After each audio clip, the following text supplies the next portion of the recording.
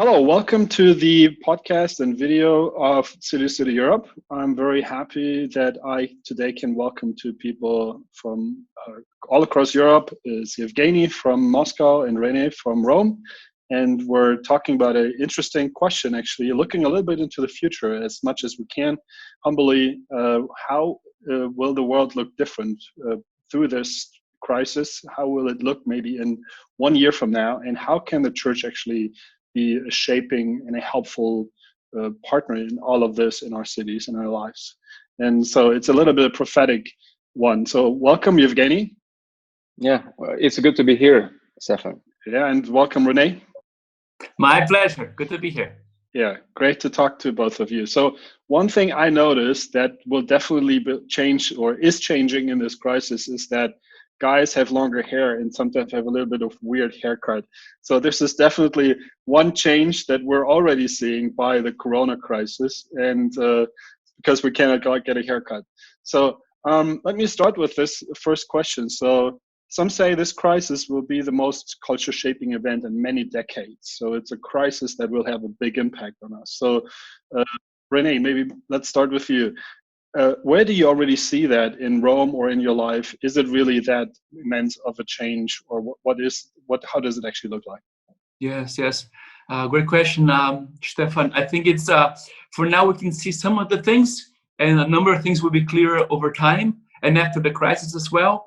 But I think for now, I think the world will be poor, will have a lot of suffering, will be more unequal because the virus is overwhelming advanced societies in Europe and the States. Imagine what's going to do in Africa and India and Latin America, right? So I think I fear for those places. I think it will be very, very overwhelming for them. So I think it will be more unequal. At least now we can also see a sense of distance between people because our own rituals to greet each other, to hug or to shake hands, we can do that. And different distance between peoples, between nations, as we close our borders, people stay further apart. So I think it's a process which both accelerates globalization because we're everybody going through the same thing together and talking about it together. At the same time, it's also fragmenting, I think, people in their own places and having fear of other places, of strangers and foreigners of other countries. So we can see suffering, both the health crisis and economic crisis, and I think a psychological crisis for everybody to live in lockdown and to go through those things right now. So this is some of the things we can see from this point now. Okay, yeah. Yevgeny, how is that in Moscow, and how are you looking into the future? See that? I think that our future is going to be brighter than we expected. I think God really given us amazing possibility to advance His kingdom, and even all these trials, even we're going to have a little more maybe state control or government control, and we're going to go to more digitalized era, even speedier than we expected, and many things will die, and many corporation will reorganize itself, and businesses will organize itself. I think we will see, of course, it's going to be decline, and all which not be well prepared for future, going to disappear. But we're going to see amazing progress, maybe after some time. And this pandemic, it's not the worst things or that's happened in this world. So I see more opportunity and progress than just nightmare in the future. Yeah, so that nice to see that both aspects in your answers. So there is danger in the crisis, but there's also opportunity. So if you now add the church into this whole picture, so if the church sometimes tends to be very reactive to things like that, but sometimes church is also very shaping the development in this in a hopefully positive way. So what do you think? What is something that you see, or where do you see an opportunity of the church to shape actually that development? Yevgeny, maybe you can start. I think first of all, church yeah, there are a few things that's happened. I think it's already happening. First of all, the church would finally admit that a church not really well communicating the message of the gospel with society. Now, when we can't gather together and we need to use internet technology, people just finally, I mean, pastors, I'm getting emails every day, tons of emails. They just finally realize that even online, not enough. You should be able to interact with people, because of many secular people, they're really willing to talk on religious topics now. In a church, people just find out that it's not a lack of understanding of apologetics. They don't know how to speak well with these secular people. So this reality pushing church to go to public arena, just to be on a non-Christian or secular spots, internet spots, and be able to interact with these people. I'm really praise God. I'm really grateful to God for this pandemic situation, because it's really pushing church to be close to this world, to interact. It's like going to Areopag with Apostle Paul in Athens. And secondly, I think the church should realize that attractional model, not congregational model, when not kind of attracting people to come to Sunday service or Sunday or just Saturday service, whatever. It's not the way to go. We need to have community. We need to have real fellowship, real koinonia. Otherwise, when everything will change, everything will fall apart.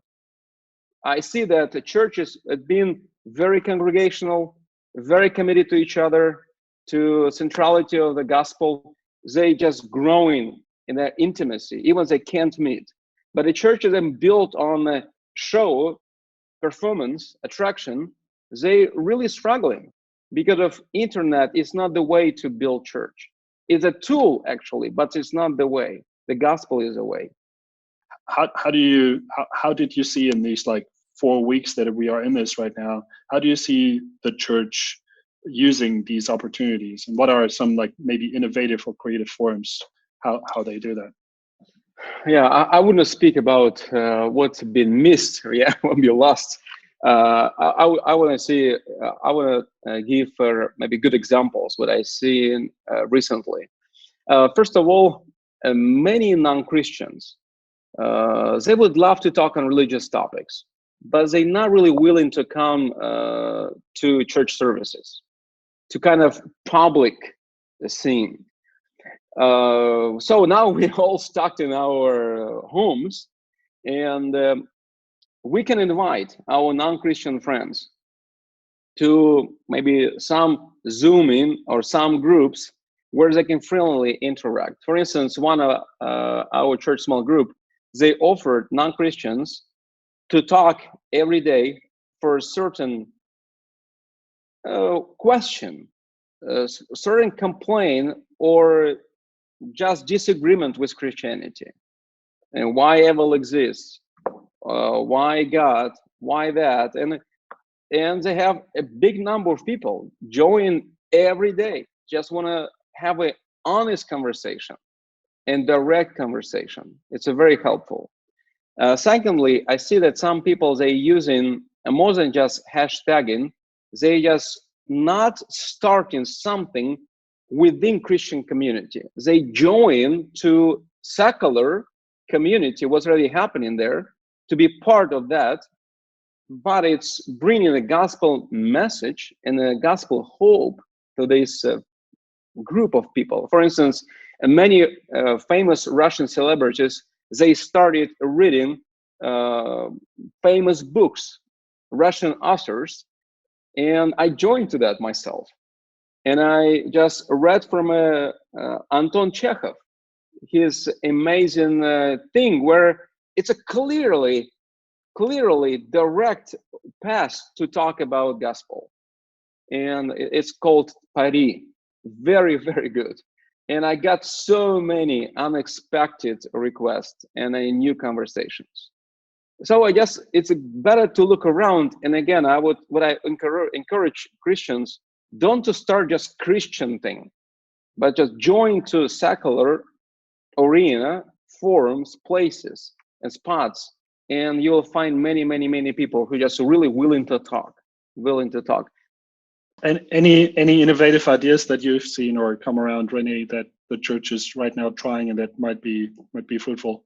Yes, I've seen also in evangelism, as he mentioned, it's been easier, I think, in this season to, for example, we have our WhatsApp groups of parents of our kids with the same class to go to school, right?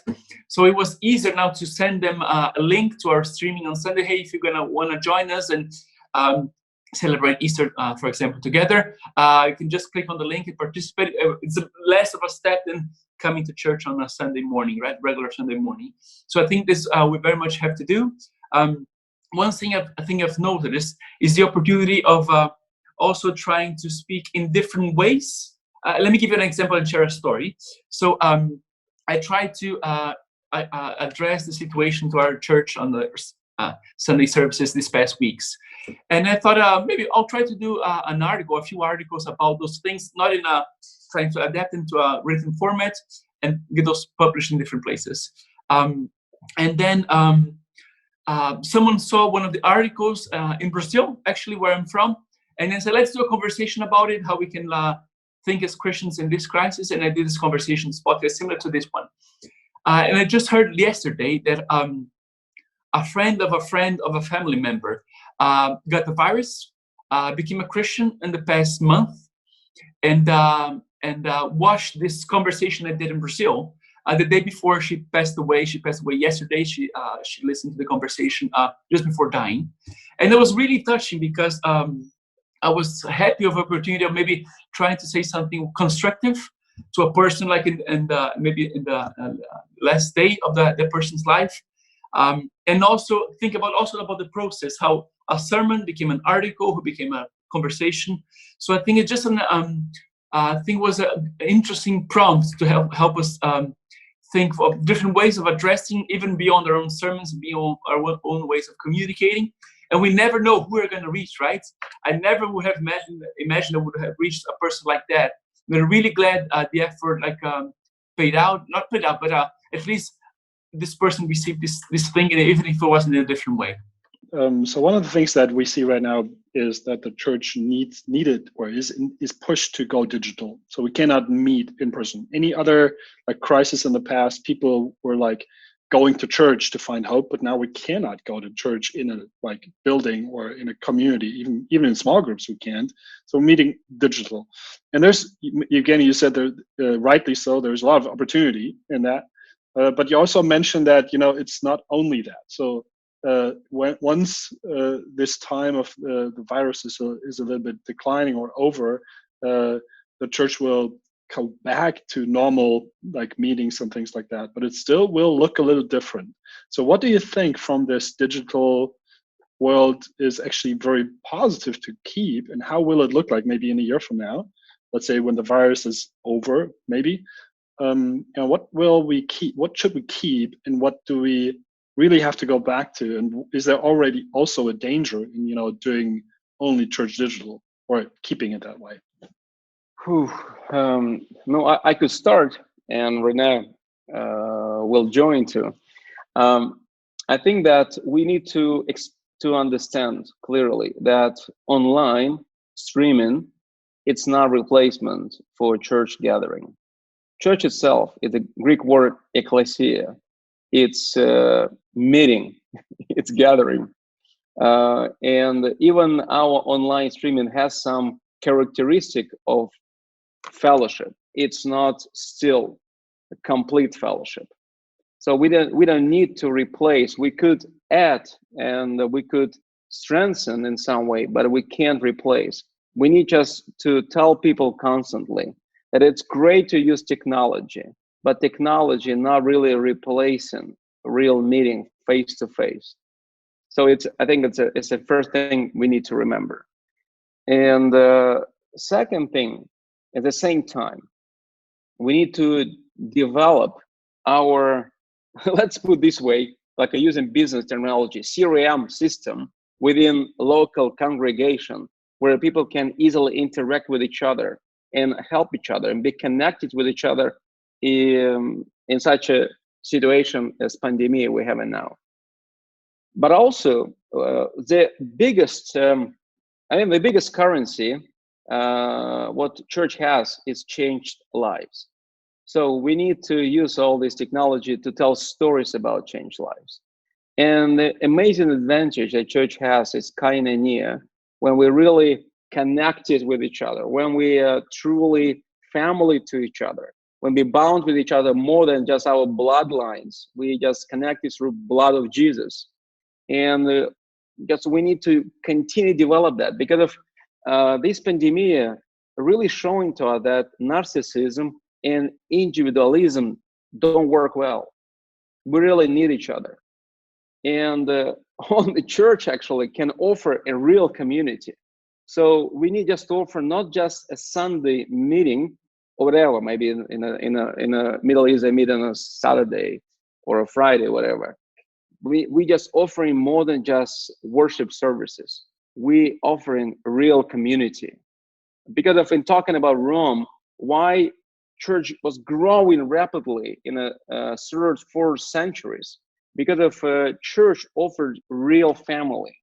When people neglected each other, afraid of each other because of diseases, Christian was serving and loving each other and dying for each other. And this is what we can offer these days. Good. Any thoughts, Rene? Yes, I would add that's great. I would add, I think this crisis is forcing us to make new steps. For example, we didn't have a system for online giving set up, so we had to set up quickly, because otherwise we don't have any kind of people giving, helping the church go forward, right, without coming to the building and giving an offering. And so, like these kind of examples, I think this is opening new opportunities, a lot of opportunities. In our case, we the number of people who followed our things online have grown a lot, and maybe 3 or 4 times in the past month. And I think these are both people who are seekers, or who are part of other churches and want to be fed during the week, or follow something else. Or people often Christians who don't have a local church in a small town, or have only a small group going on, and they can want to have something which arrives to them as well. So this has been a big opportunity. And so we've been thinking about how we can maybe, this could be a prompt, maybe, we can maybe offer this wider, beyond our local congregation around, into the future as well. At the same time that we can have to think, as Yevgeny was saying, how streaming doesn't substitute meeting in the local church, and how we can strike maybe a good balance, take the good things out of this, and not becoming too much digital and virtual and only in that direction. So I think this kind of balance. Let me come to a final question. And Rene and Yevgeny, you both are people who totally live out and believe in the core value of City City, which is gospel-centeredness. So we love this message, and we believe this is going to be the hope for the world. So maybe a personal question for you. How does your idea that the gospel that we just celebrated or are celebrating around Easter, the message from the cross, how is that really impacting your ministry in this challenging or big opportunity time? So what from the gospel is something that you think is actually the best thing for holding on to in this whole time of change? What aspect of the gospel do you think we need to remember really well in this time, or what is helpful for you personally? Yeah, thank you, Stefan. Good question. I think for me personally, I know I've tried to share with our church as well, is that just thinking about Easter, about this holiday we just had, how often we tend to rush to the resurrection, to Sunday, to good news. But I felt it was Easter now to think about, dwell also on Good Friday, on the cross, on a God who is acquainted with suffering and suffers with us. And also Saturday, this day between Friday and Sunday, which I think is very much resonates with our current moment, because we're not going to work, we're not going to Monday to Friday, nor are we going to church on Sunday. It feels like every day is almost like Saturday, in which we're trying to fit work and being at home together, right? So I think this day are just of waiting, and of grieving and thinking about everything that's happening. And then Sunday, coming at Sunday and feeling that Jesus meets us in lockdown anyways, he can show up, just like he did with the disciples on that first Sunday, right? They were closed down, afraid, and Jesus showed up and said, "Peace be with you." So I think this has been like what has been speaking to me, like coming from the gospel in this week. The gospel, the Easter, really given us a new beginning, a new freedom, and a new, really, forgiveness, and new hope. Because of many of us really feel ourselves like lions in a cage. We just want to jump out. We want to back to normal. But gospel giving us a hope and a blessing that we can start over. We can start again. But we can start not just going back to what we had before. We can start new. We can start new. And I think this is amazing hope for many people these days. You can get a new life. You can become a new creature in Christ. And your life might be completely transformed. And you may become a vital tool in God's almighty, loving God. We will transform your family, your city, this world for the glory of Christ, risen Christ. This is my message to people in my city. Okay, thanks. This is really helpful, Yevgeny. I would love to have your. I would love to be able to speak Russian so I can listen to your sermon, but I can't. I think what you just said is really helpful. The gospel really is the message of change. It is the biggest innovation that ever happened, and it is the one idea or concept how we can actually healthily change. I think this, the question, how will the world look in 1 year, has a lot of potential for positive things, but also a lot of danger in it. And I love that both of you agree that in the gospel, there's a lot of hope, reason for hope. But I think we need a lot of healthy change, and the gospel really is the message that helps us to change well, because it's not just ignoring the past, or it's not, letting the past dominate us, but it's actually redeeming us, or forgiveness is the concept there. And it's bringing a new life and a new reality into us and into our cities through that. So this is why City, our beliefs or our vision is that we can create movements of the gospel in the cities of Europe through the church. And it's interesting to see. Thank you for both of you to give some examples and some insights how things are in Moscow and Rome and beyond. And yeah, we hope that this is a hopeful and helpful interaction and conversation for many. And yeah, thank you for listening and being part of our conversation, how we as leaders can relate to the current situation. Thank you very much. Mm-hmm. Yeah, thank God you, bless. Stefan, for facilitating these conversations. I think it's very enriching, right? Mm-hmm. And it can be a legacy for after the crisis, like have this kind of conversations. Thank you. Yeah, thanks a million, Stefan. Thanks a million. And may God bless everyone.